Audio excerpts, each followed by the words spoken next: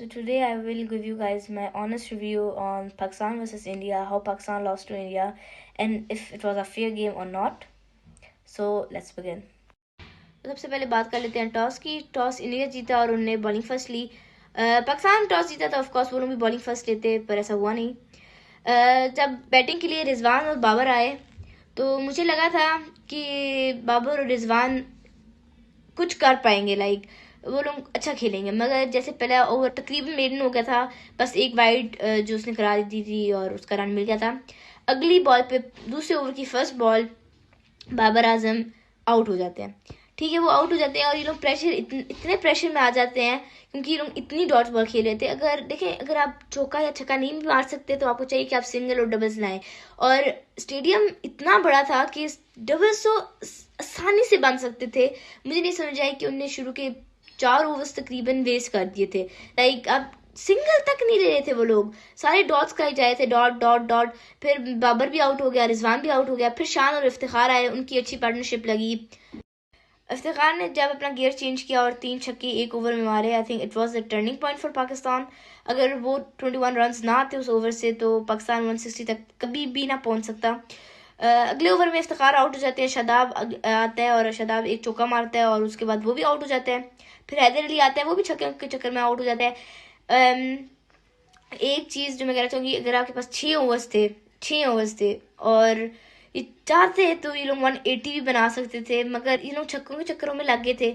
इतना आसान नहीं होता इतने बड़े स्टेडियम में छक्के मारना। अगर आप चौके मार रहे हो, सिंगल ले रहे हो, डबल्स ले रहे हो बल्कि, तो तब भी अच्छा खासा 180 तक जा सकता था स्कोर। आखिरी 4 ओवर्स में मार लेते, आप भी 2-3 ओवर्स सुकून से खेल लेते और फिर मार लेते। खैर वो तो जो होना था वो हो गया। फिर शाहीन शाह अफरीदी आए, उन्हें एक छक्का चौका मारा। हारिस रऊफ आया, उसने एक छक्का मारा, तो 160 तक टारगेट चला ही गया। जब इंडिया बैटिंग करने आया और दूसरे ओवर में नसीम शाह ने राहुल की विकेट ले ली थी, उसके अगले ओवर में रोहित शर्मा की विकेट हारिस रऊफ ने ली थी, और उसके बाद हमारे जो प्यारे स्काई हैं उनकी विकेट ली थी। फिर से हारिस रऊफ ने 2 विकेट्स ले ली थी, एक विकेट नसीम शाह ने ली थी। उसके बाद इन लोगों ने रन आउट किया था शादाब की पहली बॉल पे, एक रन आउट हुआ। 31 स्कोर पे 4 आउट थे, 31 पे 4 आउट। यहाँ से इजीली पाकिस्तान जीत सकता था अगर ये लोग नसीम शाह को या शाहीन शाह अफरीदी को, किसी को भी इन दोनों में से, जब स्पिनर्स खेले थे उनमें बीच में इनको भी ओवर्स दिया जाता तो एक तरफ से शादाब बॉलिंग करता और एक तरफ से कोई और। नवाज अच्छा बॉलर है ऑफ कोर्स, मगर देखिए जब आपके सामने हार्दिक और विराट कोहली खड़े होते हैं और आपको पता है कि ये लोग बहुत अच्छा स्पिन खेलते हैं, तो आपको चाहिए कि आप उसी टाइम अपने फास्ट बॉलर्स को लाओ, उनसे बॉलिंग कराओ कि वो कोई ना कोई विकेट निकाल के आपको जरूर देंगे। मगर ऑफ कोर्स उधर शादाब ने एक ओवर का बड़ा अच्छा उसका ओवर किया था, उसने किया था। फिर दूसरा ओवर अपना नवाज ने किया, उसने भी बड़ा अच्छा ओवर किया था। तीसरा फिर शादाब आ गया, चौथा फिर नवाज, फिर शादाब को भेज दिया गया, और फिर जब अपना थर्ड ओवर कराने नवाज आया, उसको पड़ गई मार।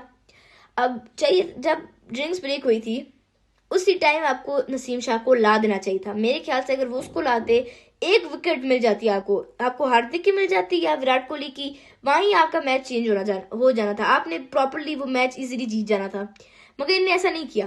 उन्हें शादाब को भेज दिया और उसके बाद नवाज को भेज दिया। नवाज के ओवर में इन्हें 20 रन खा लिए, उसके बाद तो प्रेशर बन गया था। फिर इन्हें शाहीन शाह अफरीदी को भेजा, उसने भी मार खा ली।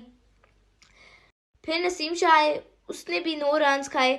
नसीम शाह ने आई थिंक बहुत अच्छी बॉलिंग की, हारिस रऊफ ने भी बहुत अच्छी बॉलिंग की। अगर वो अपने सेकंड लास्ट ओवर में दो छक्के की जगह एक छक्का भी खा जाता तो इतना प्रॉब्लम ना होता।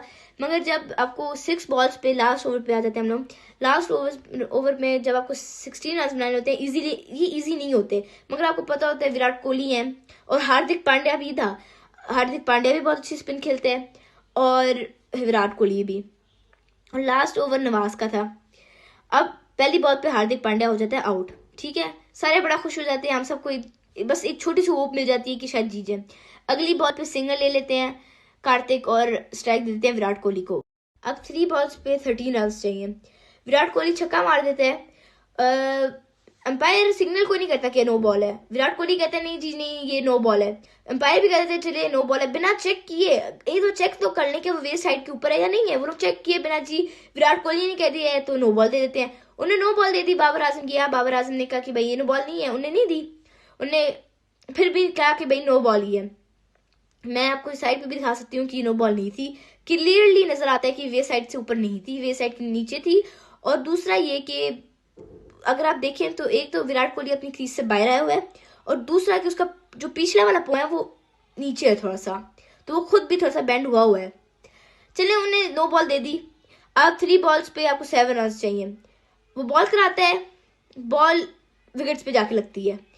अब रूल आईसीसी का ये है कि अगर विकेट्स को बॉल लग जाती है तो फिर वो बॉल डेड बॉल हो जाती है, उसके रन नहीं मिलते। मगर एम्पायर्स फिर भी 3 रन दे देते हैं क्योंकि विराट कोहली वो 3 रन भागा है। मगर जब रूल ही ये है कि अगर बॉल विकेट्स को जाके लग जाती है तो फिर वो डेड बॉल है, उसका रन नहीं मिलता। तो किस खुशी में दिया गया वो 3 रन? वो बाबर आजम फिर भी गए एम्पायर के पास कि भाई ये तो 3 रन नहीं बनते, मगर एम्पायर ने फिर भी 3 रन दिए हैं। अब 2 बॉलों पे 2 रन चाहिए, ठीक है। अब एक बॉल वो फेंकते हैं और कार्तिक आउट हो जाते हैं, अगली बॉल वाइड हो जाती है, उसके बाद वो अश्विन जिता देते हैं मैच। अगर हम लोग फेयर हारे होते तो मैं कसम से कभी भी ना कहती कि हम लोग क्यों हारे। ऑफकोर्स हम लोग सैड होते कि हमारी टीम बुरा खेली। हम लोग हमेशा अपने टीम्स पे हम हमेशा अपनी टीम पे कहते हैं जब भी हम लोग हारते हैं। आई थिंक पाकिस्तानी फैंस इतने हैं कि जब भी हारते हैं तो हमेशा ये कहते हैं कि हमारी टीम बुरा खेली, हमारा मिडिल ऑर्डर गलत खेला, ये हुआ वो हुआ। मगर जब एम्पायर्स ही ऐसा करेंगे अपने ही रूल्स, हालांकि ये भी नहीं था कि रूल्स किसी को पता नहीं थे, ये रूल्स